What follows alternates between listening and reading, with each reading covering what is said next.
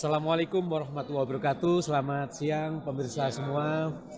Saya M. Lutfi Handayani, pemimpin redaksi dari majalah Edworks, juga dari Edworks YouTube channel. Dalam kesempatan di acara pameran Digital Transformation Indonesia ini, kita kehadiran tamu penting dari PT Sangfor Technologies Indonesia. Ya, betul. Saya sapa dulu, selamat siang Mas Indra Lesmana. Selamat siang Pak Ya, Lutfi. beliau Apa adalah kabar, Pak? senior product manager ya dari sekali. Sangfor. Ya. Senang sekali kita bisa berjumpa pada kesempatan ini, dan Sama-sama, tentu mudah-mudahan pemirsa dari YouTube channel ini Ya. bisa mendapatkan kemanfaatan dari diskusi kita gitu ya. Baik. Oke, Mas Indra, kalau kita bicara mengenai solusi digital, Ya. apa sih sebenarnya yang di offering atau yang di deliver yang ditawarkan oleh Sangfor ini? Oke, mungkin kalau kita flashback ke belakang terkait yang namanya digitalisasi itu sendiri ya. Mungkin kalau dulu kan masih menggunakan tradisional teknologi ya, tapi dengan berkembangnya yang namanya digitalisasi, hampir semua sektor itu menerapkan itu. Artinya yang namanya digitalisasi itu tidak terlepas dari yang namanya teknologi informasi dari segala lini ya. Mungkin dulu secara operasional masih secara manual, sekarang itu sudah terotomisasi Pak. Hampir misalkan kita kayak berkirim pesan pun kalau bicara dulu ya mungkin masih berkirim surat gitu ya, sekarang ya sudah menggunakan email dan segala macam. Nah, di samping itu juga terkait yang namanya digital transformasi pastinya kan equal dengan yang namanya ancaman Pak ya. Semakin pesat yang namanya teknologi, pasti ancaman terkait digital pun semakin berkembang juga. Artinya di sini Sangfor itu membantu, selain kita membantu dalam pengembangan atau percepatan di era digitalisasi, kita juga punya solusi terkait SDDC, Software Defined Data Center. Ini membantu para pelanggan atau klien kami dalam mempermudah membangun suatu data center yang namanya yang sudah canggih atau sophisticated ya.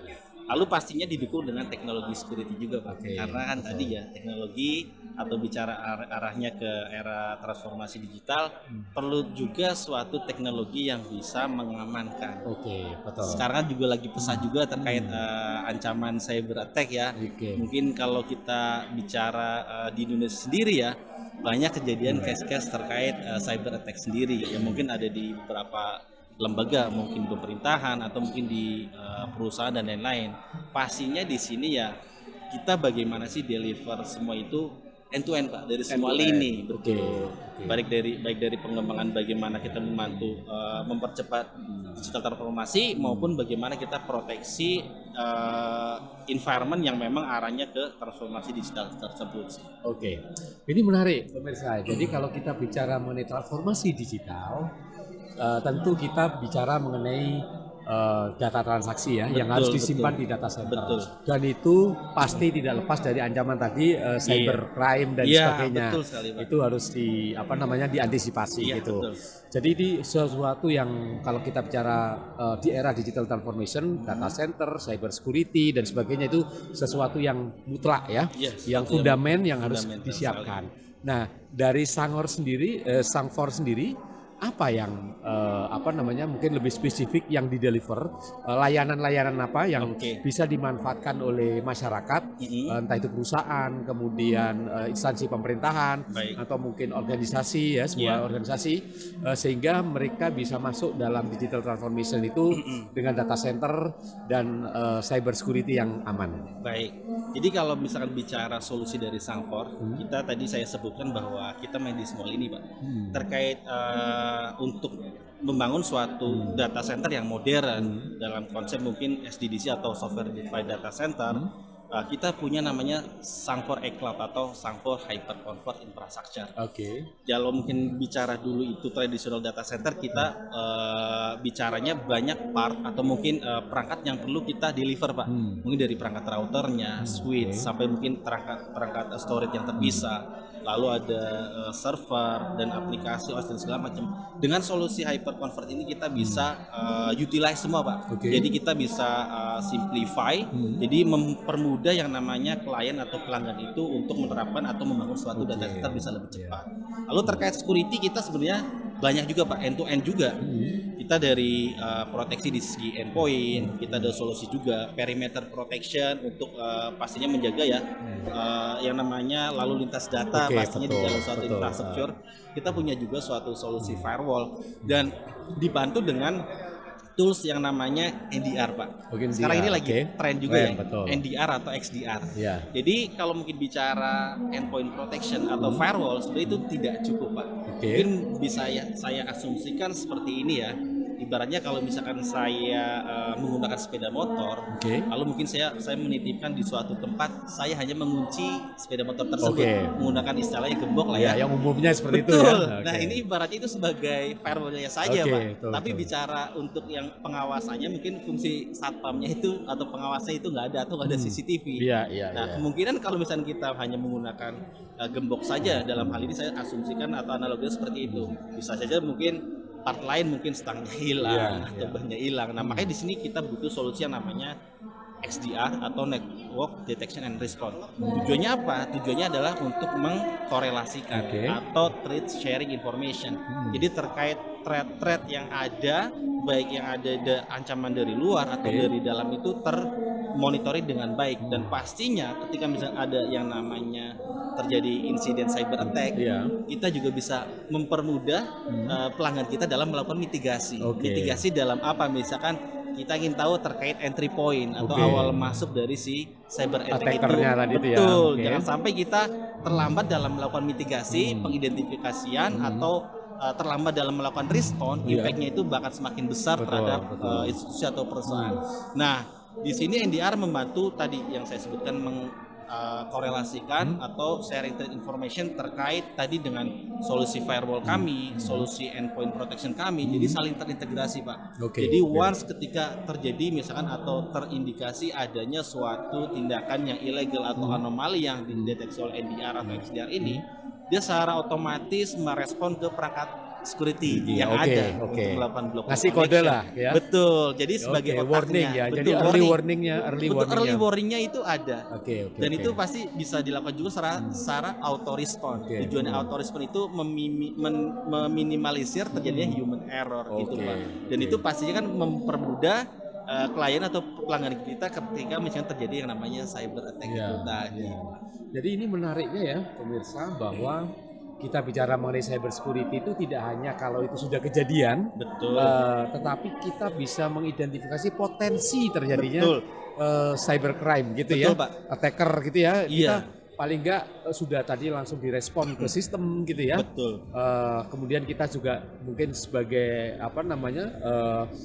tim IT security-nya juga akan lebih aware gitu ya. Jadi double protect gitu ya. Betul. Jadi istilahnya lebih baik sedia payung sebelum hujan. Gitu. Ini menarik sekali. Terus kalau bicara mengenai solusi yang tadi ditawarkan ya terkait dengan cyber security dan sebagainya, kira-kira hal apa yang perlu dipersiapkan oleh sebuah perusahaan atau mungkin institusi gitu ya yang ingin mendapatkan layanan dari Sangfor ini terkait dengan cyber security-nya itu?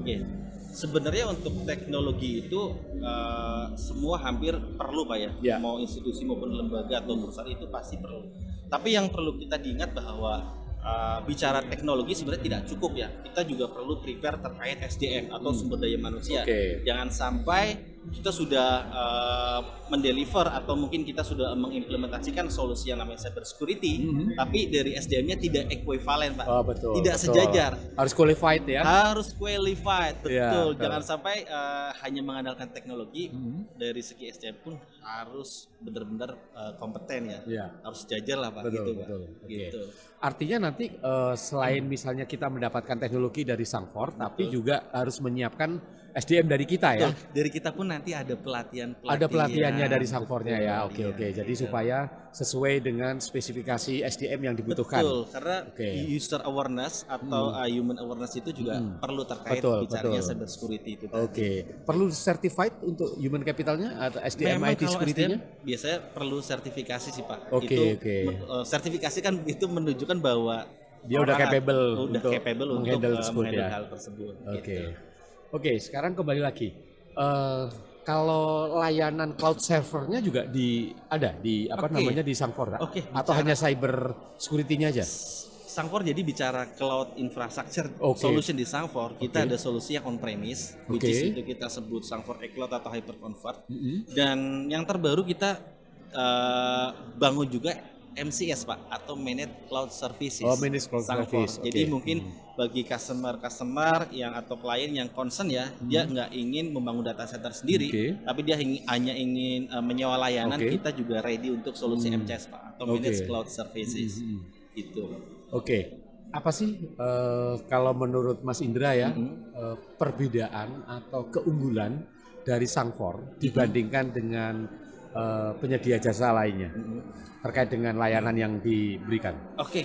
Kalau bicara secara capability mungkin hampir sama ya Pak. Pasti yang namanya solusi atau produk itu ada plus minusnya masing-masing. Tapi yang bicara di Sangfor sendiri biasanya kita lebih tonjolkan ke after sales-nya Pak. After sales-nya. Kebetulan di sini kita memang yang penting ini. Betul Pak.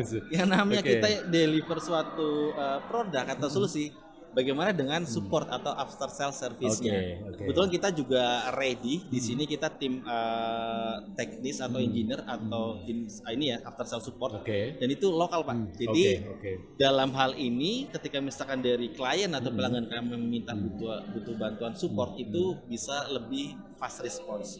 Pastinya dari zonasi waktu Pak ya, sama kan, karena kan memang stay di Indonesia, dan pasti yang paling utama adalah masalah barrier language, perbedaan bahasa. Kita itu benar-benar dedicated itu local engineer yang memang orang Indonesia asli.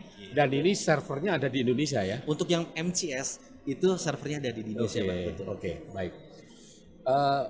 Ada hal yang menarik ya, ketika di era digitalisasi ini hampir semua organisasi ya, baik itu perusahaan maupun instansi pemerintahan berlomba-lomba untuk membuat aplikasi. Yang penting aplikasi digital sampai ada ratusan gitu ya. Kita juga pusing sebenarnya ngapalinya aja susah gitu ya. Jadi apalagi ini, tapi challenge-nya adalah memang tadi masalah cyber security, masalah data center.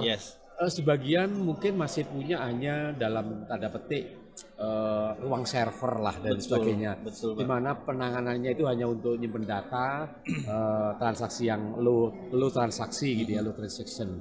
Nah, challenge-nya adalah memungkinkan nggak ya? Ini saya ingin tahu ini, apakah ada solusi dari Sangfor?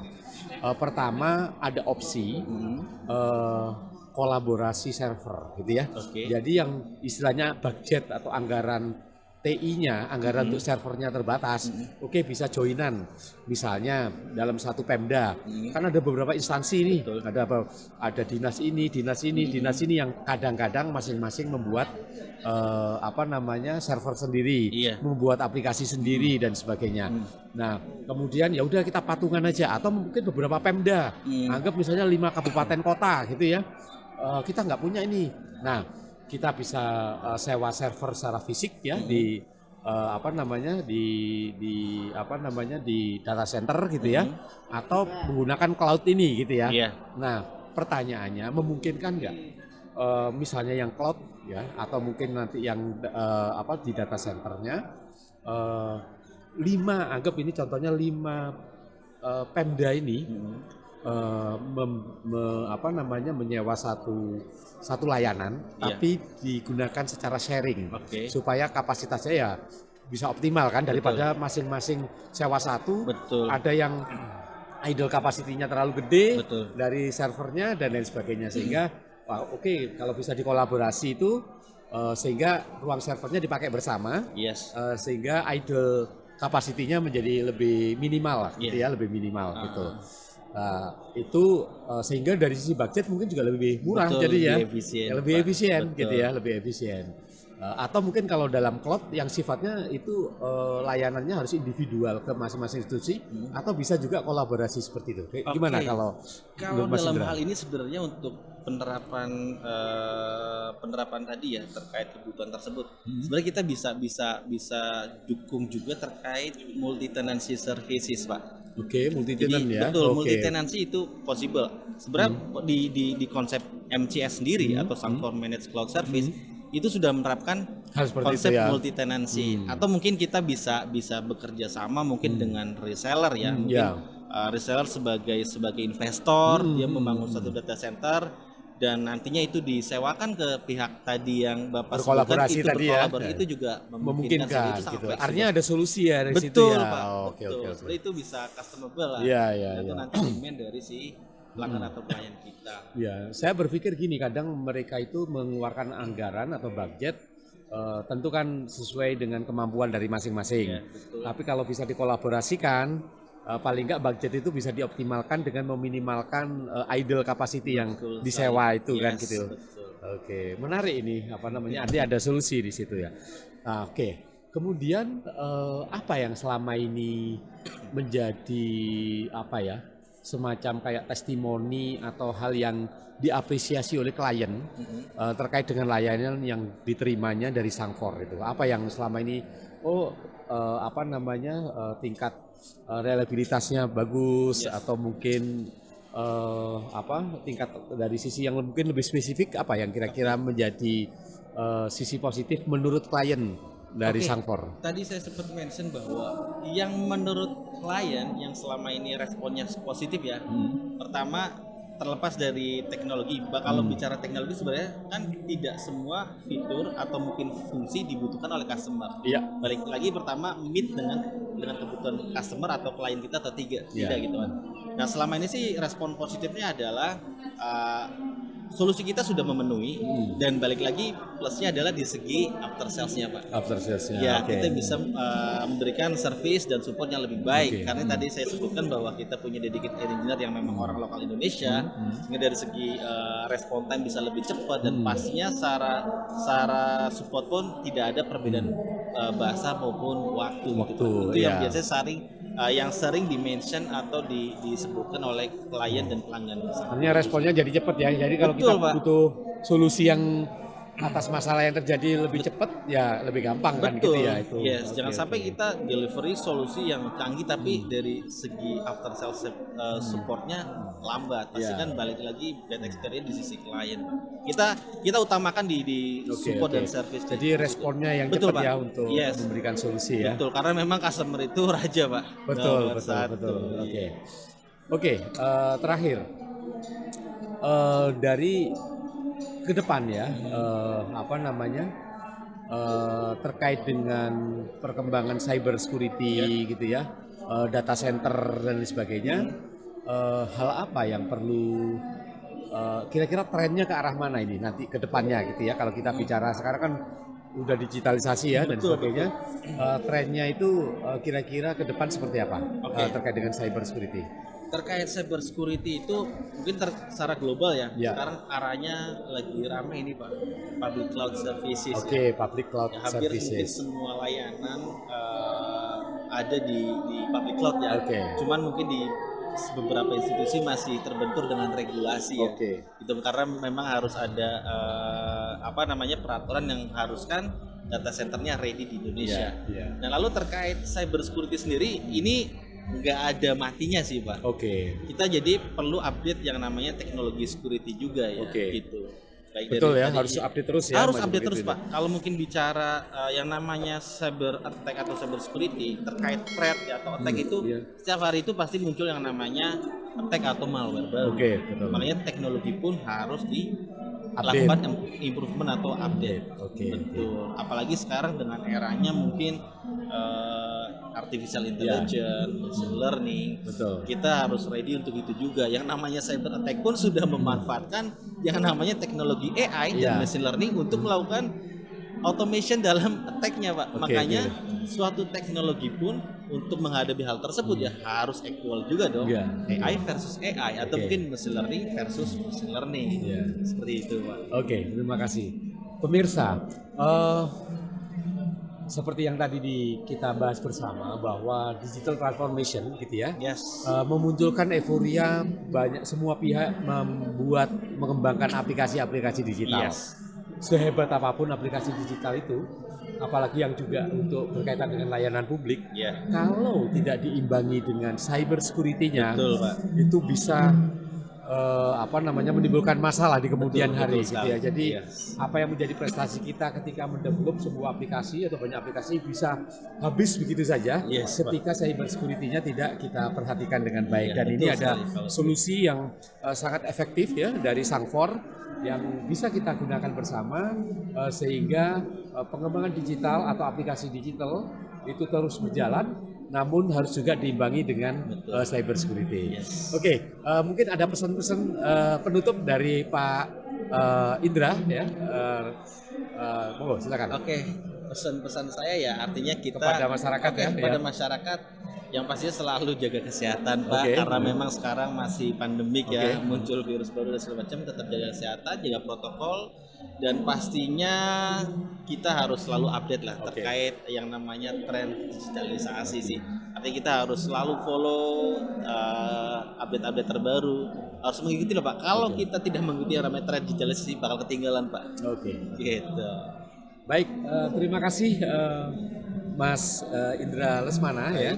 Kita cukupkan sesi ngobrol-ngobrol ya di Terima kasih banyak, It Pak Works Lutfi. YouTube channel. Mudah-mudahan apa yang kita diskusikan, kita bahas ini menginspirasi untuk kita, terutama terkait dengan cyber security ya tadi ya. Dan sekali lagi saya ucapkan terima kasih kepada banyak, Mas Indra Pak Lutfi. dan Dan kepada tim It para pemirsa di It Works YouTube channel. Saya ucapkan terima kasih atas kebersamaan kita pada kesempatan ini. Assalamualaikum warahmatullahi wabarakatuh. Waalaikumsalam warahmatullahi wabarakatuh.